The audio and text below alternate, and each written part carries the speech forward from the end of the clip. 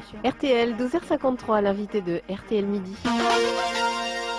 Invité d'RTL, c'est Patrick Pelou. Bonjour à vous. Bonjour. Médecin urgentiste. Vous avez longtemps travaillé aux urgences de l'hôpital Saint-Antoine à Paris. Vous êtes médecin au SAMU de Paris et vous venez de publier Urgence, si vous saviez, aux éditions du Cherche Midi. On découvre des choses, évidemment, mais là, c'est dans le degré de violence qu'on a été stupéfait par ce qui s'est passé à Grenoble. Un médecin littéralement passé à tabac. Certains ont même dit qu'ils étaient en train de le lyncher. Oui. Il a fallu que des aides-soignants interviennent pour empêcher visiblement 5 ou 6 jeunes mécontents de la manière dont avait traité une de leurs proches dans le service de mener à bien cette expédition punitive. C'est ça. Et les aides-soignants et brancardiers qui se sont fait aussi tabasser. Donc il y a eu 4 blessés. 4 blessés. Hein.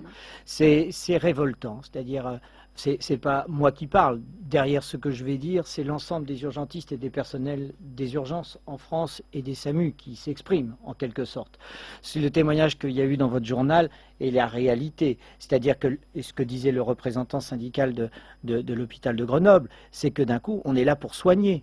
Ce qu'il ne faut pas oublier, c'est que là, je ne suis pas en train de me plaindre de notre condition de travail, c'est que quand vous avez une bande de tarés comme ça, qui viennent nous taper dessus, vous remettez en cause la sécurité de l'ensemble des malades qui sont pris en charge aux urgences. Je n'ai pas de mots assez durs pour qualifier ce qu'ils ont commis, d'accord. Je sais bien qu'on manque de moyens, qu'on travaille avec ce qu'on peut, d'accord. Je sais bien que les gens attendent, qu'on pourrait faire des progrès, etc. Oui, bien sûr. Mais ça, c'est pas une raison, il n'y a rien qui excuse la violence sur des personnels, n'est-ce pas, qui sont là pour soigner, pour essayer de faire du mieux qu'ils peuvent. Et là, d'aller chercher, vous vous rendez compte de la préméditation qu'ils ont eue, d'aller chercher un médecin dans son bureau et de le taper. Comme ils ont fait. Une expédition punitive, exactement ça. Inadmissible. Parce que manifestement, effectivement, l'attente était trop longue, c'est ce que nous disait Serge Puyot, et vous le disiez, on le sait, elle est longue, mais rien ne justifie ça.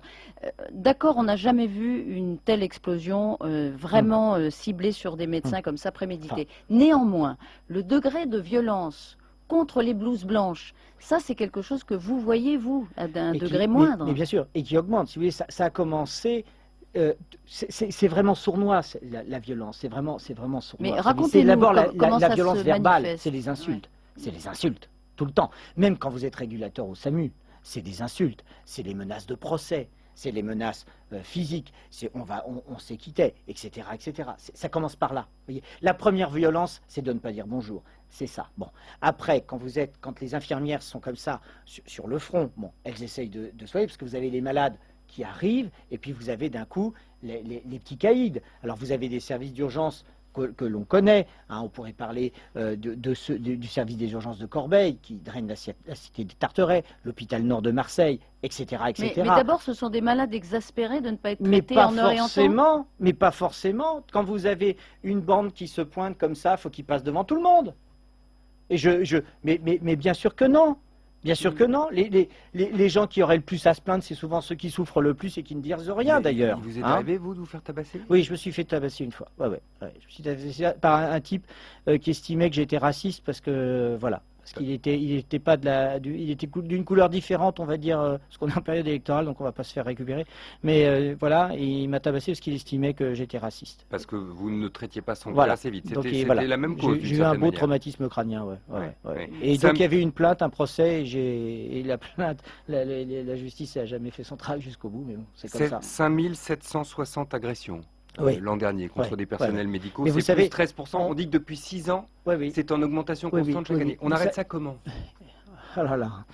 On arrête ça comment? Vous savez, les hôpitaux, en mettant des policiers devant les hôpitaux. À Grenoble, ils sont entrés par la grande porte du CHU. Mais bien sûr. Et puis même si vous mettiez, et on a tout essayé, C'est-à-dire même si vous mettez une compagnie de CRS devant chaque service d'urgence, je crains que ça ne change rien. Le problème est d'avoir les moyens pour travailler, d'accord, d'avoir des locaux qui sont sécurisés, et quand vous avez des phénomènes comme ça, qu'il y a un appel immédiat à la police nationale, d'accord, et ça, c'est très important. Il y a plein de services, plein d'hôpitaux où ils ont mis des vigiles. On n'a pas payé des infirmières pour que les gens attendent moins, on a payé des boîtes privées de vigiles. Mais non, parce que justement, c'est l'inverse, et plus vous mettez de vigiles, Eh ben, on a eu une agression une fois à l'hôpital de Nice il y a quelques années où il y avait même en permanence un policier qui était à l'hôpital et ça n'a rien changé. Il y a eu une violence avec arme.